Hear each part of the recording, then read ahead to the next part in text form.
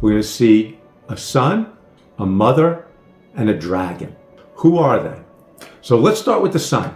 The son's pretty obvious who he is. If we look at verse 5, it says, "She gave birth to a son, a male child, who will rule all the nations with an iron scepter. And her child was snatched up to God and to his throne." So when we see that, it's pretty obvious who that is. That's Jesus. That's Messiah. That's the Christ. And we see that he's going to be born of this woman. But who is he? He's going to rule with an iron scepter all the nations. He's been taken up to be with God. And so we understand that's Jesus. That would make it seem obvious who the woman is. Let's come back to the woman in a second, because the second player in this game here is the dragon. And again, it's pretty obvious who the dragon is. If we scroll down to verse 9, we see the great dragon was hurled down, that ancient serpent called the devil or Satan, who leads the whole world astray. One of the neat things about the book of Revelation is that we're able to read it as literally as we can, and many times when there is symbolism, the book itself will tell us what that symbolism is. In this case, we can see that these things are to be taken not literally but symbolically.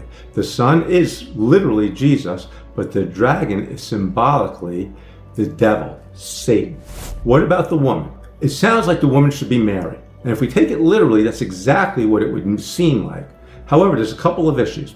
If we look right in verse 1, we see it says, "A great sign appeared in heaven, a woman clothed with the sun."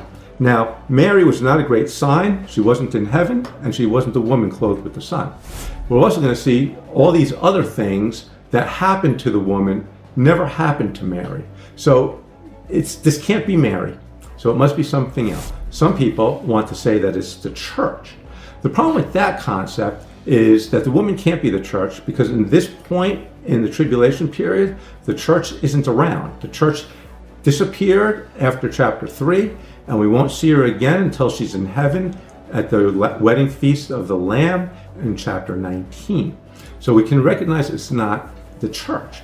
So it's not Mary, it's not the church. Who can it be?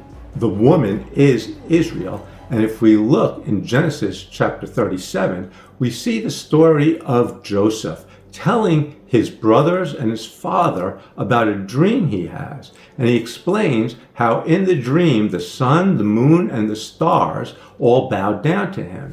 Now, if it was just that, we would say, well, what does that have to do with Israel? But we see the response from the father and the brothers is that those stars are the sons of Jacob. And the sun and the moon is Joseph's mother and father. So in other words, that whole symbolism describes Israel. And that is what the woman is standing on and holding on to, that this is a symbol for Israel. Jesus comes out of Israel, so it makes sense that Israel is the woman. The dragon is Satan, Jesus is the son.